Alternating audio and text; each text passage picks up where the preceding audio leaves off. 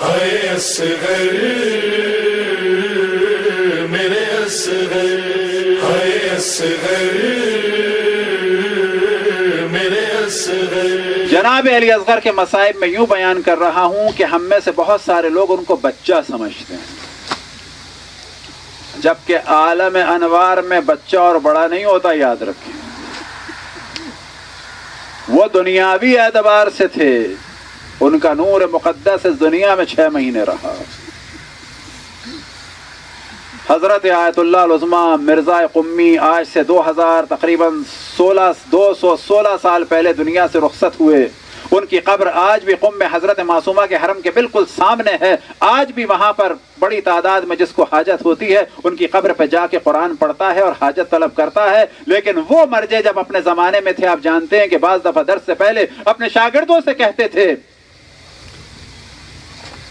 کہ علی اصغر کے مصائب پڑھو۔ بعض دفعہ شاگردوں نے سوال کیا کہ بعض دفعہ کیوں آپ تاکید کر فرماتے ہیں کہ علی اصغر کے مصائب پڑھو؟ تو فرماتے ہیں کہ جب میں انتہائی شدید مشکلات میں گرفتار ہوتا ہوں تو میں توسل کرتا ہوں روح مقدس حضرت علی اصغر سے۔ شاگردوں نے سوال کیا کہ کیا وجہ ہے؟ وہ وجہ بعد میں بیان کروں، ایک واقعہ اور بیان کر کے کہ جس کے بعد ہمارا تعلق اہل بیت سے اور خصوصاً اس 6 ماہے سے بھی مضبوط ہو اور ہم توسل کریں جہاں چہارد معصومین سے، جہاں جناب عباس سے، تو وہاں جناب علی اصغر کو فراموش نہ کریں۔ ایک کتاب ہے حضرت آیت اللہ محسن خرازی کی جو معجزات پہ انہوں نے لکھی ہے، اس میں انہوں نے نقل کیا ہے آیت اللہ احمدی میانجی سے۔ وہ فرماتے ہیں میرا ایک دوست تھا، اس کا نام تھا مرزا ید اللہ۔ مرزا ید اللہ کا بچہ تھا جس کو دورے پڑتے تھے۔ ایک دن اس بچے کے ماموں نے کہا، گر جاتا تھا، بے ہوش ہو جاتا تھا، جسم نجس ہو جاتا تھا، جسم سے نجاست خارج ہوتی تھی۔ ایک دن اس کے ماموں نے کہا کہ میرے دل میں آیا ہے کہ جناب علی اصغر کو عریضہ لکھوں، خط لکھوں، اپنے نام سے نہیں، اس بچے کے نام سے۔ بچہ 4 سال کا ہے، بچہ 4 سال کا ہے۔ یہ بات سب کو پسند آئی، مرزا ید اللہ کو بھی پسند آئی۔ خط لکھا گیا، آپ جانتے ہیں کس عنوان سے؟ السلام علیکہ یا باب الحوائج۔ جناب علی اصغر باب الحوائج ہیں۔ یا علی اصغر، میں 4 سال کا بچہ ہوں، شدید بیمار ہوں، علاج کراتا ہوں، نتیجہ نہیں نکلتا ہے، ڈاکٹروں نے جواب دے دیا ہے، میں آپ کو واسطہ دیتا ہوں آپ کے والد کا، آپ کی والدہ کا اور بہن کا، کہ مجھے شفاعت عطا فرمائے، مجھے شفاعت عطا فرمائے۔ اب یہ عریضہ لکھا گیا، بعد میں اس بچے کی انگلی پھرا کر اس پر اس کا نام لکھ کے سائن کیا گیا اور انک لگا کے اس کی انگلی کا انگوٹھے کا نشان لگایا گیا۔ بعد میں مرزا ید اللہ کہتے ہیں کہ میرے دل میں آیا کہ اس کو رکھوں کہاں، تو دل میں آیا کہ کوئی کربلا جا رہا ہو تو وہاں بھجوا دوں۔ ایک وقت آیا کہ انہوں نے کچھ لوگوں سے پوچھا، پتا چلا کہ 5-6 لوگ ہیں کربلا جا رہے ہیں۔ ایک سے ان کی ملاقات ہوئی اور کہا کہ یہ امام حسین کی زری میں ڈال دینا۔ آپ جانتے ہیں کہ جناب علی اصغر کا جسم اطہر کہاں ہے؟ گنج شہیدہ میں نہیں ہے، امام حسین کے سینے کے ساتھ دفن ہے۔ اجرکم اللہ۔ ایک وقت آیا کہ یہ لوگ زیارت پہ چلے گئے، یہاں تک کہ ایک دن خواب میں یہ مرزا ید اللہ نے دیکھا کہ امام رضا علیہ السلام تشریف لائے اور فرما رہے ہیں۔ کون؟ اب آپ کو تعجب ہوگا کہ ہم امام رضا پہ کیسے چلے گئے۔ مرزا ید اللہ نے خواب میں دیکھا کہ امام رضا علیہ السلام تشریف لائے اور فرماتے ہیں کہ میں نے تمہارا خط اپنے چچا حضرت علی اصغر کو دے دیا ہے۔